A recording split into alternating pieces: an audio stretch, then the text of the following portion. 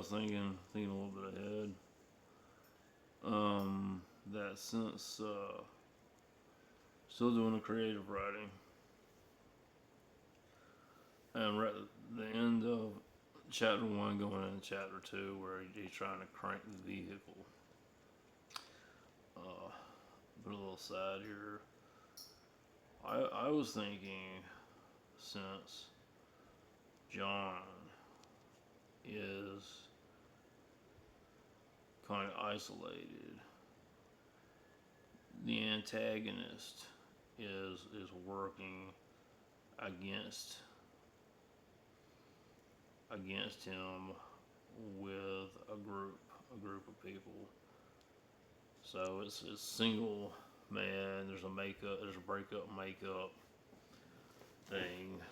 Uh, there's an antagonist and then maybe two or three other guys coming against him. It's classic heavy hitting contrast. It emphasizes exactly what he has to overcome. The group, they're not telling him what's going on. He's a lone wolf. He's isolated, self-contained, and trapped in his own head. Here's what that dynamic works perfectly for his arc. Ultimate foil. John relies entirely on his own two hands and his brutal self-discipline. The antagonist group relies on networks, institutional power, and collective strategy. The lesson forced upon him to fight a group, John has to learn how to cooperate. Forces him out of his aggressive life. So this is exactly where I was going. So, primary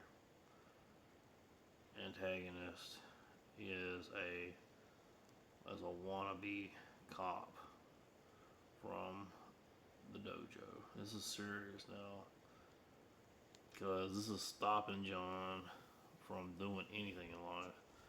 And then that grounds the conflict perfectly. It keeps the threat intensely personal, localized, and directly tied to the world John is living. I'm gonna say Greg turns out to be a friend and spiritual guide. I can't help but to think of Tim the Toolman Taylor right now. What? You got the dude right across the way who's always willing to talk, and that flips the script. John's looking at Greg through a warped lens, seeing his neighborly kindness as a weakness simply because John is too proud to admit he needs anyone. Greg, Greg is the Christian dude, obviously.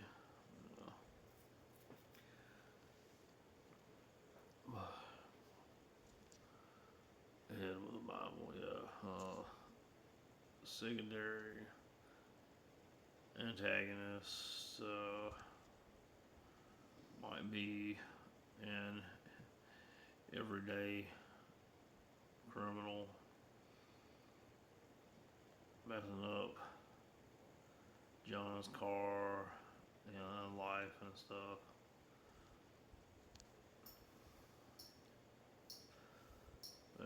The brutal air of friction to his daily life. While the wannabe cop from the dojo is using institutional power to crush John from above, secondary antagonist is a street level everyday criminal. Yeah. Yeah. But we want to tell the show and tell just through the story, right? Uh, Back to the story. This was the third time in a month that John's car or John's truck wouldn't turn over. The spark was there as well as the fuel, power, the gas gauge was a little more than and halfway, for some reason, the truck just wouldn't compress. And this is a bad, bad situation. How do you fix compression? Oh my gosh. Oh my gosh. ChatGPT, take off with this. The unseasonable coal was doing things to metal and oil that the manufacturing specs had never accounted for. John let go of the key. The silence inside the cab, rushing back in to meet him, heavier this time. Through the windshield, the frost was already blooming in intricate, jagged patterns across the glass, distorting the bright, mismatched slashes of leftover paint on his house. Victoria's letter sat on the passenger seat. The heavy smell of institutional ink cutting through the familiar scent of old canvas and wintergreen athletic tape.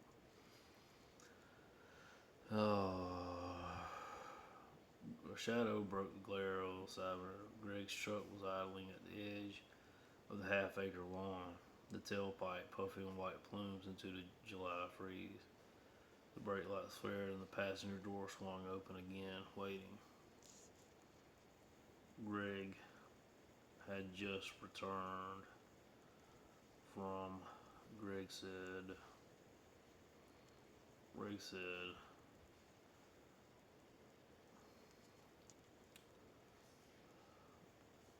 I went around the block just in case, man.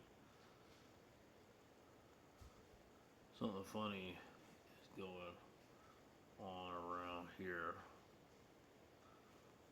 I can tell. Just hop in. It's a big day.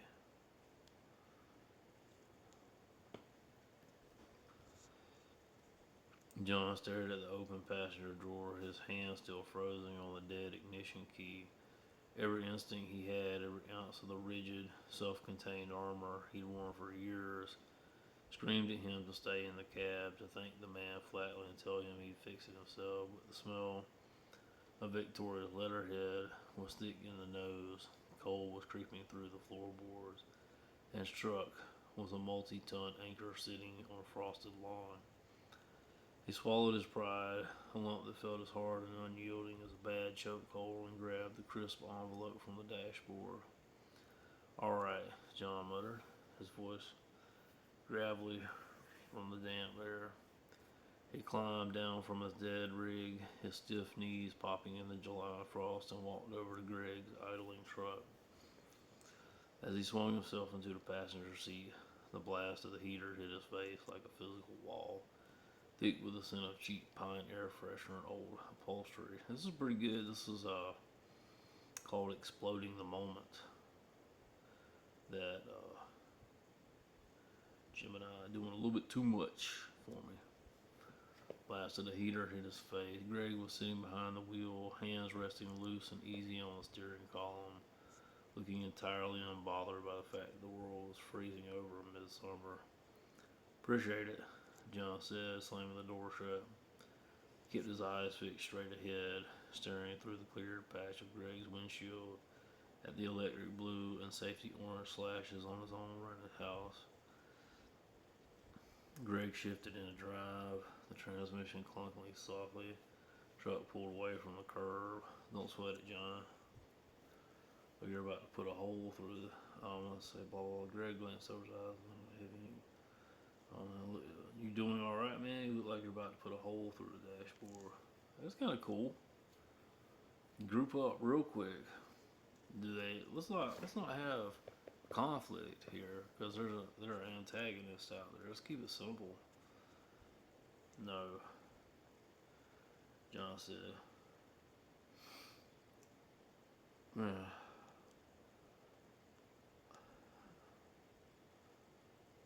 The interview is about to put me under. So they know each other.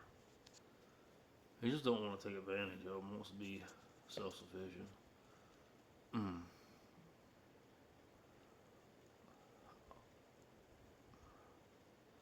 He was about to put me under.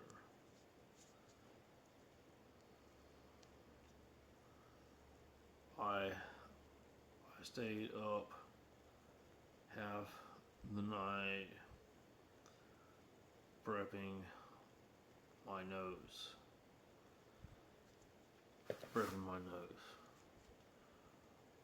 Reading resilience manuals, trying to force myself to sleep.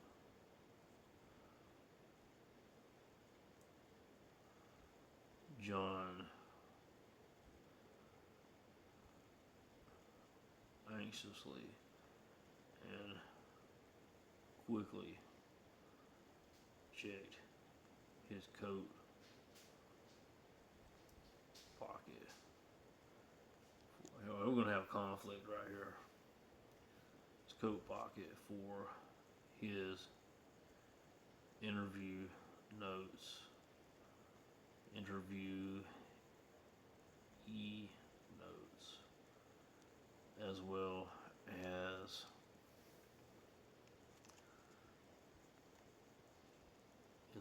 his printed application. They weren't there. Greg had already sped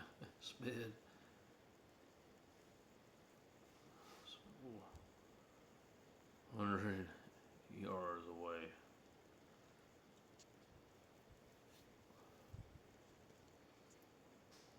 Greg, John said, I hate to say this.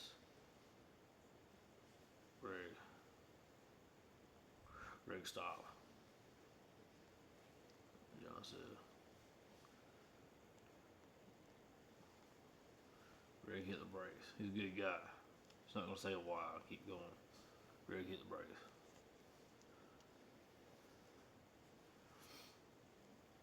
But his face,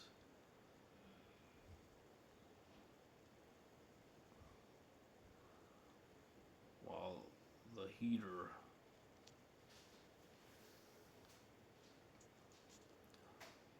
Greg hit the brakes while exhaling a sharp hiss out of his teeth. Why? Why are we stopping? Kind of OCD. Why are we stopping? Very gas. There's a little conflict between friends there. John's pulse spiked, a sudden hot contrast to the freezing cab. He slapped his hands against his thighs and dug furiously back into the pocket. Okay, I like that. He's doing double check. His fingers scraping nothing but empty fabric and lint. Paperwork, John rasped, his voice tight, his breath clouding the dashboard. The notes, the printed application, I left on the kitchen counter next to the coffee pot. Greg kicked his foot firmly on the brake, the truck idling hard against the cold asphalt. He didn't look angry. He just looked at John with that calm, frustrating patience. Okay, kind of a little bit of conflict. We go back, you're going to be late, brother. And the road slick like this, late means missing